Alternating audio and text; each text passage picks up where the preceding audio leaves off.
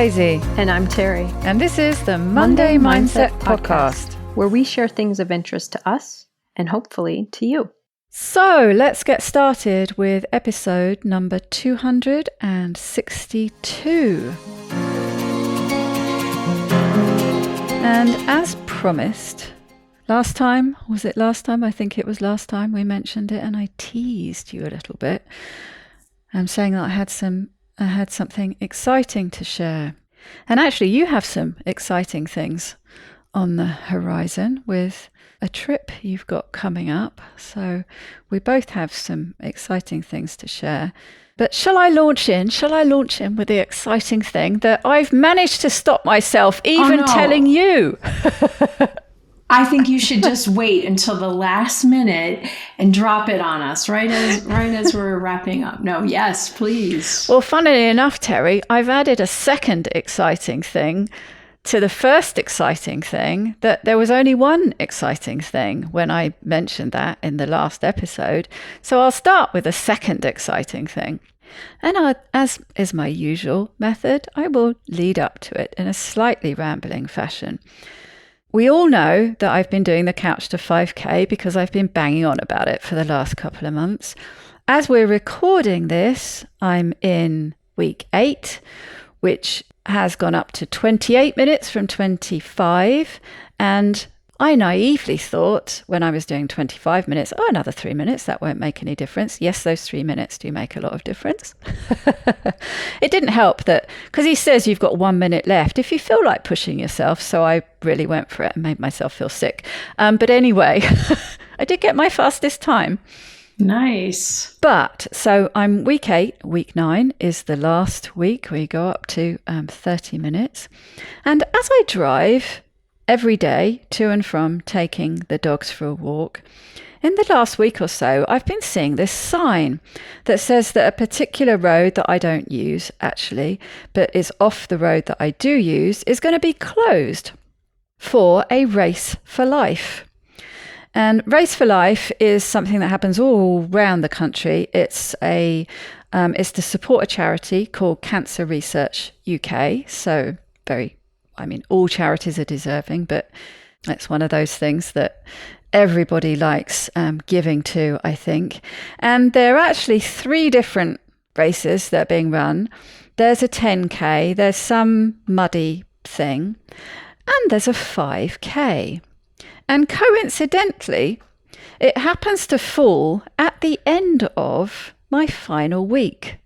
So I thought, well, it would be rude not to sign up for that, wouldn't it?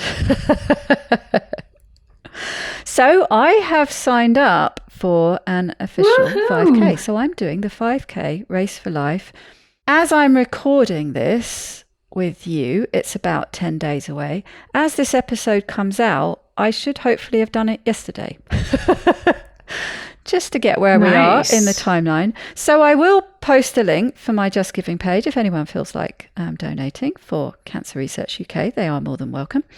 But I also think that this will probably be the first time I've ever run a full 5K. Well, I say run it. I don't know whether I'm going to run the whole thing. So referring back to your last episode, talking about creating unambitious goals, I have got an ambitious goal for myself. This last run that I did that was 28 minutes, I did actually push through that 4K barrier. So I think by the time I'm getting to the end of the Couch to 5K, I won't be too far away from getting to the 5K, but whether I'll actually get to it or not, I don't know. But of course I will when I do this 5K. So I have 2 ambitious goals that I'm setting for myself, which is one, to run the whole thing. And that would be a massive jump because I think it would probably take a solid 45 minutes. And that's my other goal, is to try and do it in 45 minutes. Now, those are my ambitious goals, but I'm going to be completely easy on myself. And if I don't feel like doing it like that, I'm quite happy with a slightly less ambitious goal of just completing the 5K in however many run-walk variations I want to do it in. Nice. This is exciting. So that's my first, but second exciting thing.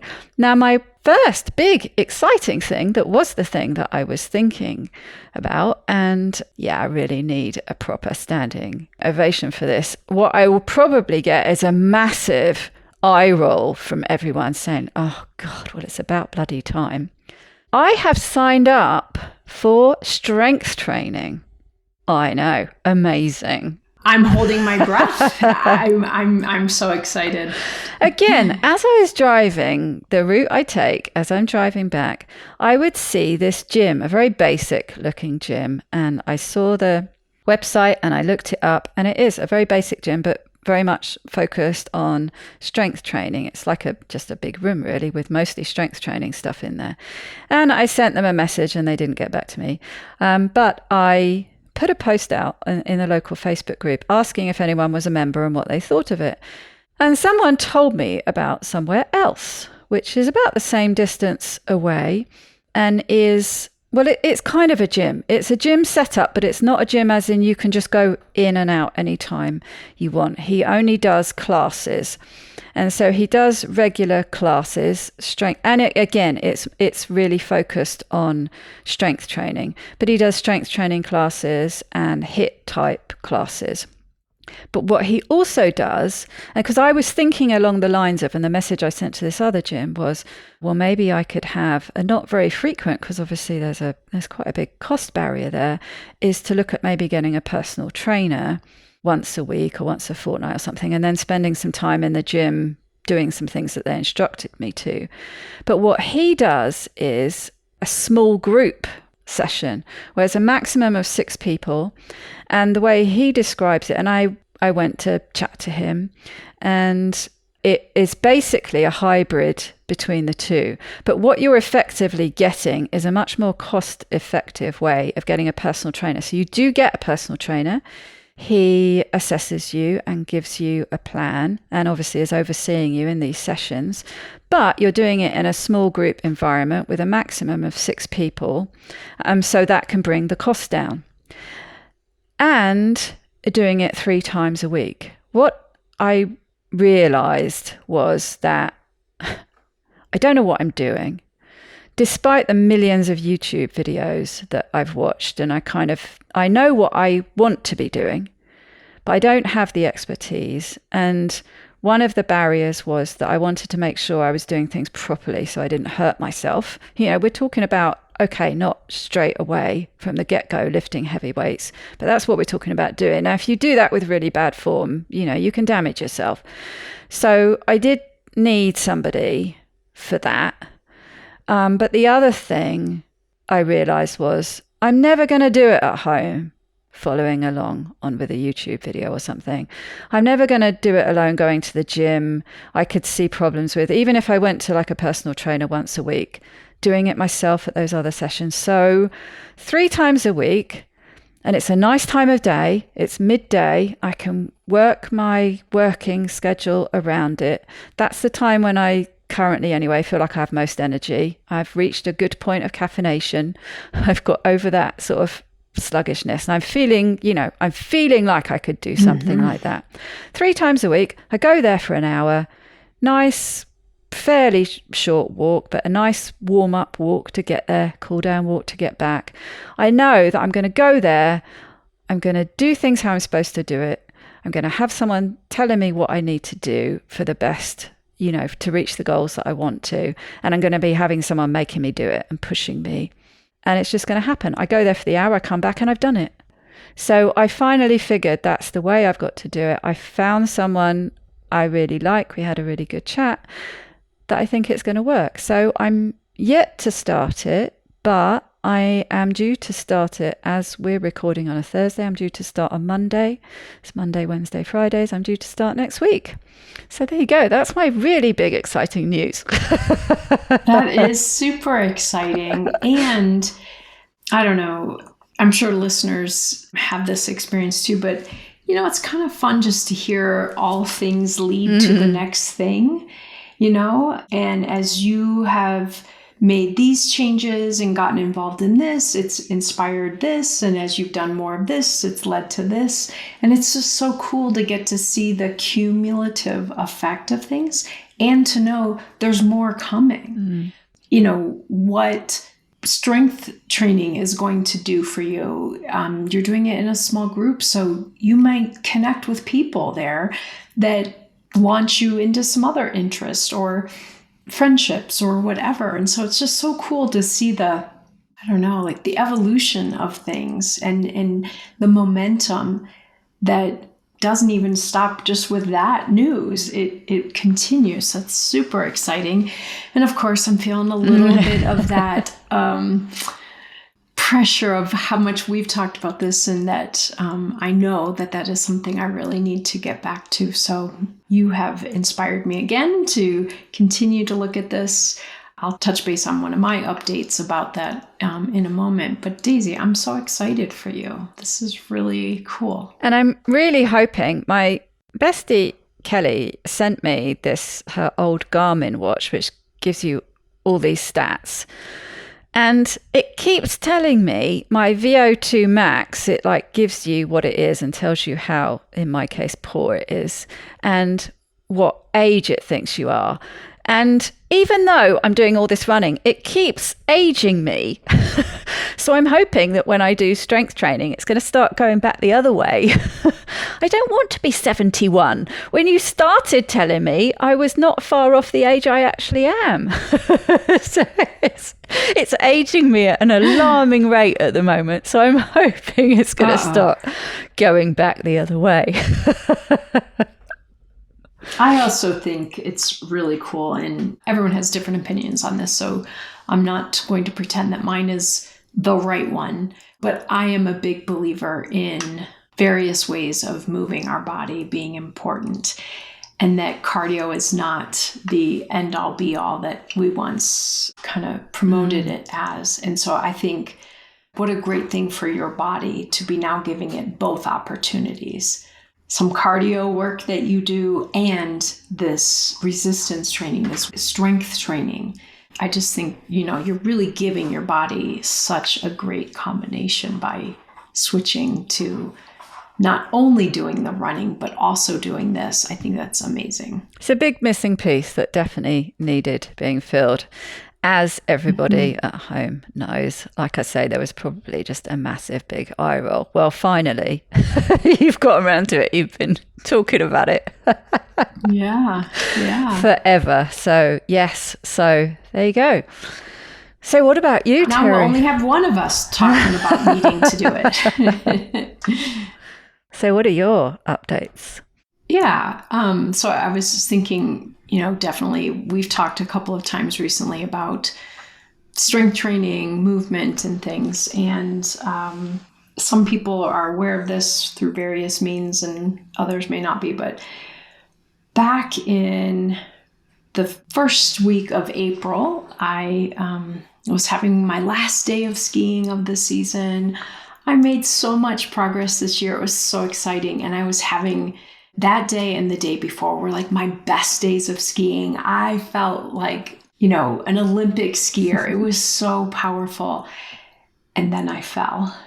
And those of you who ski might be familiar with this. Those of you who don't, I'll just share a little bit. But spring skiing here, at least, is a little dangerous because the snow gets very sticky. It's, slush.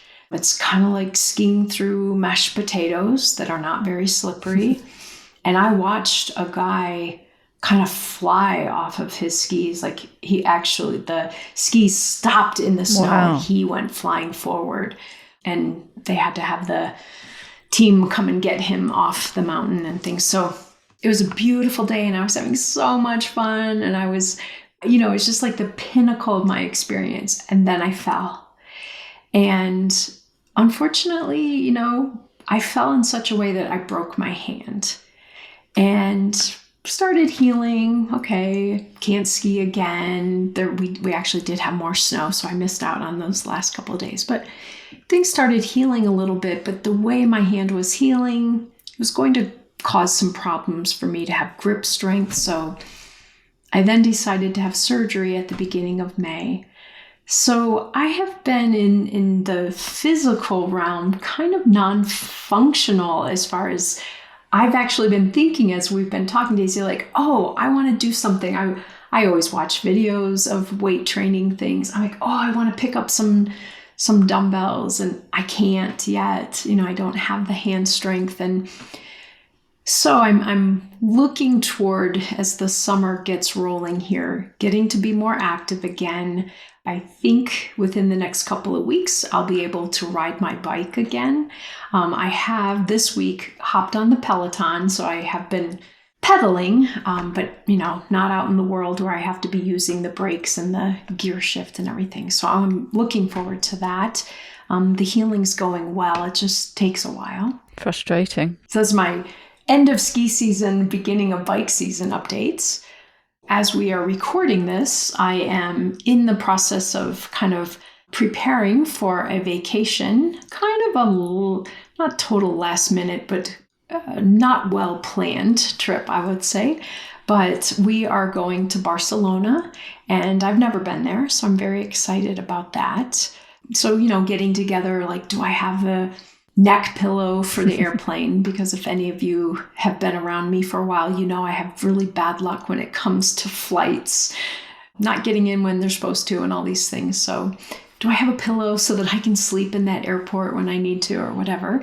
So just kind of getting ready for that. So when this airs, I think I will be in Barcelona. I'll have to listen from Barcelona. So that's very exciting. The other update that I don't think I've mentioned at all here yet, in March, I got engaged. Woohoo! That's a pretty big thing for me. I am 56, and I think I had reached a stage in my life where I just didn't think that was ever going to happen. And, also a stage where I thought, and that's okay that it doesn't happen. That's not what I need as far as a relationship goes or whatever. But I did propose to my partner, and I did that on the mountain at a place on the where we were skiing. We are now working on wedding plans, and that, of course, will take a while, but looking at a wedding in September of 2026. So that's been occupying a lot of my thought processes over these last couple of months of just kind of starting to figure out what we want to do as far as a wedding and how we'll go about that. You love your online browsing, online shopping and browsing. This opens up a wealth of opportunity. That's right, because now I'm not shopping for ski clothes or skis, so I need something else that I can browse for. Absolutely. So yeah, those are my kind of life updates, exciting things. Very exciting. And we'll be in, I'm trying to think, Barcelona must be one over, I should think. We're probably, it's probably like the French to here time zone difference, but we'll be more or less in the same time zone for a while. Mm-hmm. Relatively speaking, you'll be a lot closer to me when you're there. Very exciting. It's one of the places I'd quite like to go to. I haven't been to Barcelona. In fact, I don't think I've ever been to Spain. I think I might have gone over the Spanish border either when I was a baby or a yet to be born. But so I basically haven't been to Spain. But it's one of those places I'd like to go to. And Barcelona in particular, I think, is a wonderful city to visit. So I'm sure you will have a fabulous time there. And of course, the wedding plans are just beyond exciting. Yeah, that is fun. You had such a fun proposal. I don't know if you just want to... Do you want to share a bit about that? Because I thought it was such a fun idea. It was very fun. So what I did is I reached out to my partner's, people in her life, family, friends from long ago, current friends, and I had them all create a video. And in the video, it was just them kind of encouraging her about saying yes. By the way, we knew we were going to get married, so this was not like a total shock to the system. So I had them all create a video, and then I had someone splice the videos together. And so what it looked like is one person would hold the ring in front of them and kind of talk to her and then pass it off. And then the next person would grab it. You've all seen those kind of videos where like a basketball team passes the basketball to each other, but they're all in different locations and stuff. So we went skiing, and it was a very long story, but I'll try and make it really brief. It was a horrible day as far as visibility, like total cloud cover. You couldn't even see the chair on the chairlift ahead of you. And I had planned to go to this one part of the mountain where they have this beautiful view of the next mountains over, and they have a photographer set up there. So we couldn't do that day. So I had to kind of plan when we would go where on the mountain so that I could do this. I had lunch already scheduled at this really nice restaurant on the mountain. So we were under time pressure and we couldn't see. And then we got to the top and my partner kept saying, I'm really hungry. I'm just going to stop and go get something to eat. Why don't you go ahead? And I'm like, oh, no. You have to go here. And so I was trying to be so cool and collected and, not betray that there was something happening. Anyway, we went down this one run that we really like, and it comes by this big sign, these letter signs on the mountain that says the mountain name and everything. And I had her stop there, and she's like, oh, and she wanted to go the other way because there were moguls. She's like, I'll go here and I'll meet you. I'm like, no, you have to go with me. And we got there, and then we stopped to take a picture at the sign, and that's when I showed her the video and gave her the ring. So it was very exciting. Very fun. And then later that night, we had a party with friends, an engagement party. So very exciting. Wow. Yes, very exciting. So lots of big news from you too. Different kind of big news. Much bigger news. But what's cool, Daisy, I think, both of us at times share different things that are challenging, different things that we're working on. And again, just to hear both of us kind of experiencing some places where certain things kind of come together and there's good momentum and good kind of moving forward and putting into play some of these things that we talk about.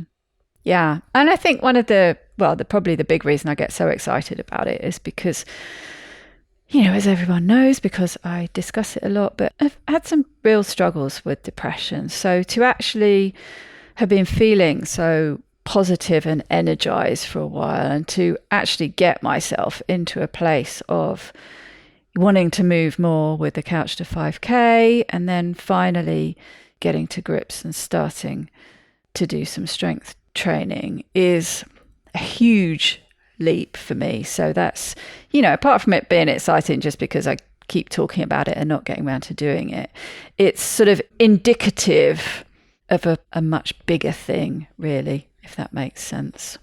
And it's proof positive of feeling better in our body helps us be more able to do physical activity. Doing more physical activity helps you manage mood differently. You're not describing sleeping until noon. And at one point years ago, that was something that you had been working on. You've got too much going on now. You've got, your body's ready and feels good. But it's not just a miracle that it feels good. Like, you've been doing things to support it in feeling well. And I think that's what's so key to this. It's such an accomplishment to be in a space where you can do this because of the other work you've been doing. Yes, and it's interesting, as you say, the cumulative impact that things have, and that you can't necessarily predict it. You don't know exactly the impact that something's going to have until you start doing it. And to naturally feel that you want to start doing something is so completely different to feeling like you have to, of trying to push yourself into it. And, depending what you're like, if you have like a bit of a rebel tendency, trying to push yourself into doing something just doesn't work. For me, I have to want to do it. I can push myself closer and closer and closer to the edge with finding out all the information and finding out all the reasons why, finding out all the benefits, finding out all the negative things that are going to happen if I don't bloody well start doing it soon. But to actually push myself over the edge, I've got to really feel like I kind of want to do it. So yeah, it just shows the importance of that, I think, of getting yourself to a place where it, as you were saying with the Simon Sinek thing, and as I was saying with this Sal Di Stefano, the way he was talking about building this relationship with diet and with exercise. He said, I never have to nag someone to do something they want to do, something they enjoy doing.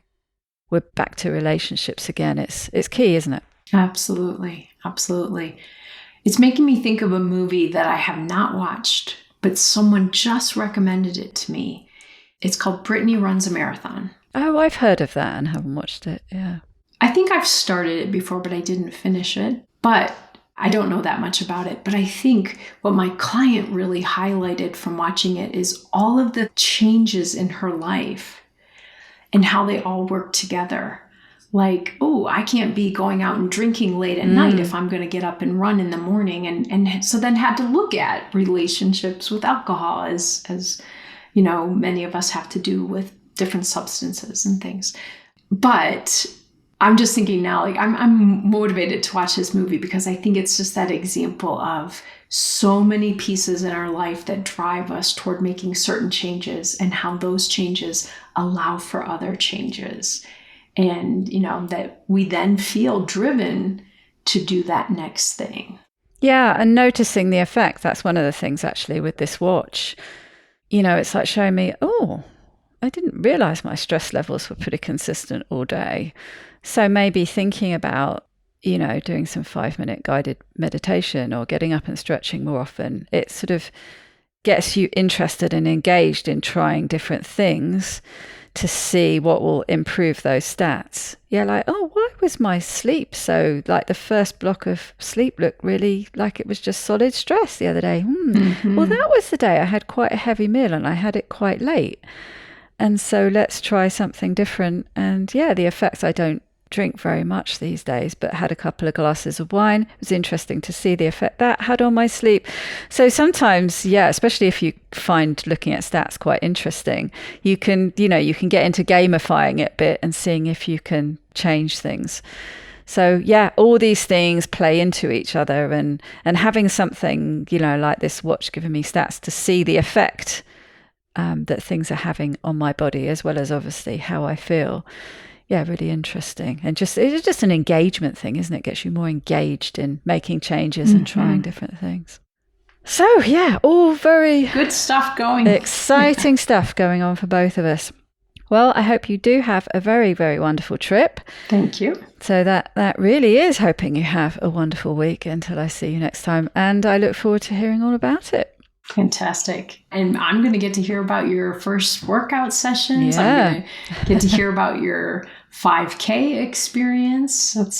I just can't wait to hear about those. Very cool. So with that, I hope everyone has a great week, and we will be back with another episode next week. Bye, everyone.